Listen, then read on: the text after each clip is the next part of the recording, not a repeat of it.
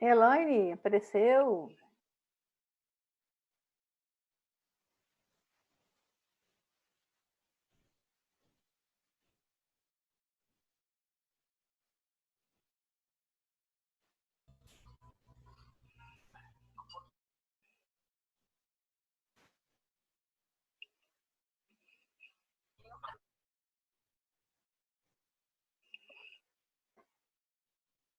Todos voltaram?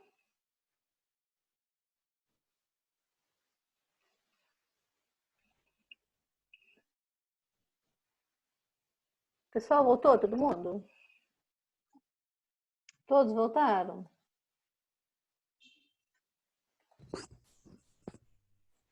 Estão entrando.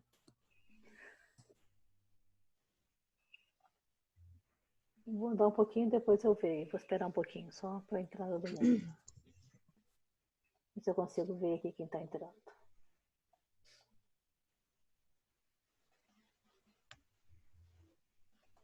Onde eu parei? Na Paulina.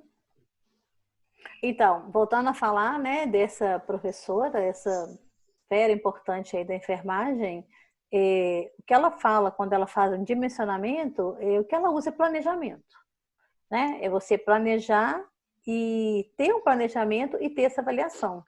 Porque se alguém passar por uma experiência, a gente ter que montar um hospital, ter que montar uma ala de um hospital, aí vocês vão ver como que é difícil quando a gente não tem o número de recursos que você precisa para aquilo funcionar.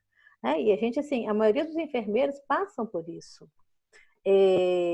Você precisa fazer uma coisa funcionar e você não tem recurso para que aquilo funcione como você quer. O mesmo acontece às vezes também em termos até de vaga. Vamos colocar a UTI como um exemplo. Né? Você tem 11 leitos. Né? Você tem 11 leitos, você precisa ter horas de enfermagem X para cada leito de UTI, né? Para cada leito de UTI, você precisa ter um enfermeiro, ele tem que ser para 1,3 leitos de UTI. É quase que é 1 para 1. Né? Tem uma conta que é mais ou menos assim. Você, às vezes, tem um enfermeiro para 8 leitos de UTI. Né? Como é que você vai fazer um SAI, você vai fazer um processo de enfermagem, você vai ter uma evolução, um prontuário eletrônico, né? Um diagnóstico e uma prescrição de enfermagem, se ele teria que cuidar de 2 pacientes, e ele tem que cuidar de 8, de 11. É o que acontece na nossa realidade. Então, é aí que a gente precisa lutar para trabalhar. Existe uma outra enfermeira, uma outra professora, que é a Guide Zinks, que também, mesma época da Kurgant, que ela fez uma metodologia muito difícil para dimensionar pessoal.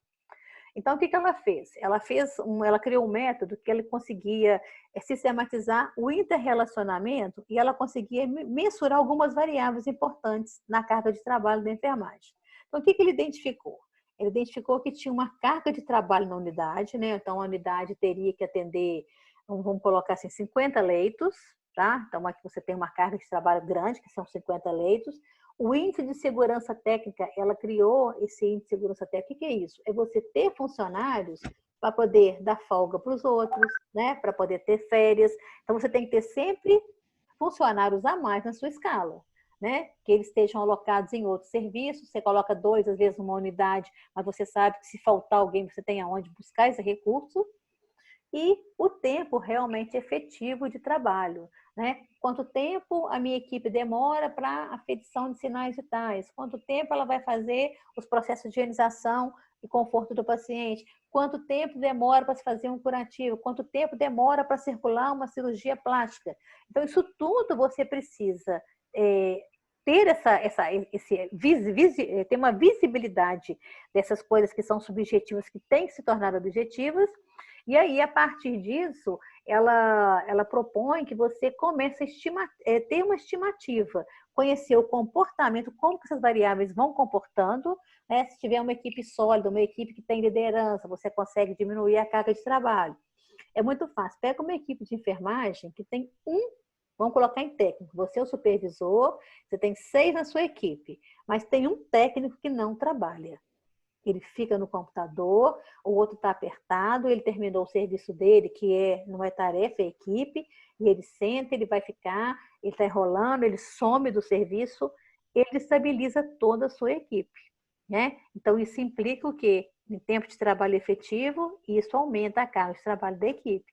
Então, ela começou a analisar essas situações todas de comportamento da equipe, e ela criou uma fórmula, uma equação matemática, que ela faz uma conta. Ela calcula a carga de trabalho, ela calcula o tempo efetivo de trabalho, ela calcula o índice de segurança. Então, para aquelas 6 que funcionam todos os dias na equipe, ela tem sempre mais um, porque ela sabe que ela pode ter uma inadimplência, ela pode ter um atestado, ela tem aonde buscar essa equipe e ela faz uma conta enorme para poder chegar a isso. Depois nós vamos falar isso mais para frente, que essa conta, até eu tenho que estudar ela porque eu achei muito difícil, eu não sei fazer essa conta não. E além disso, nós temos outras metodologias que são mais interessantes. E aí, antes de eu entrar nessa metodologia que a gente vai trabalhar hoje, eu vou passar um videozinho sobre as escalas de enfermagem para vocês, tá? Espero que role bonitinho aqui.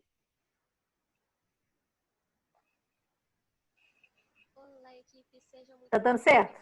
Tá ouvindo? Nessa aula nós vamos falar sobre a relação do enfermeiro e as escalas. Então, as escalas de enfermagem. Sandra, está um pouco baixo. E se você puder voltar um pouquinho para iniciar de novo. Peraí.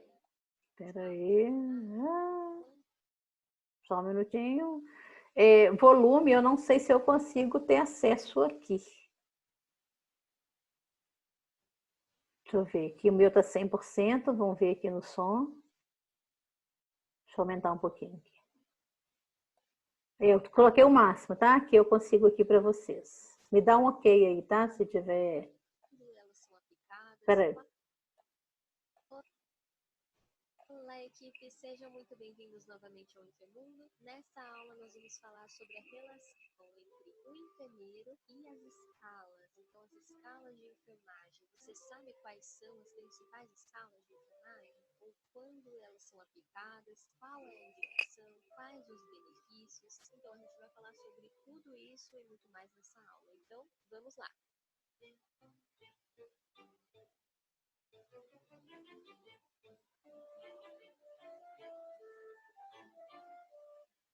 E como esse tema é extenso, nós vamos fazer a introdução durante essa aula e depois em aulas separadas, de acordo com a escala que a gente estiver falando. Então, primeiro, a gente precisa entender o que é uma escala, entender as indicações e as aplicações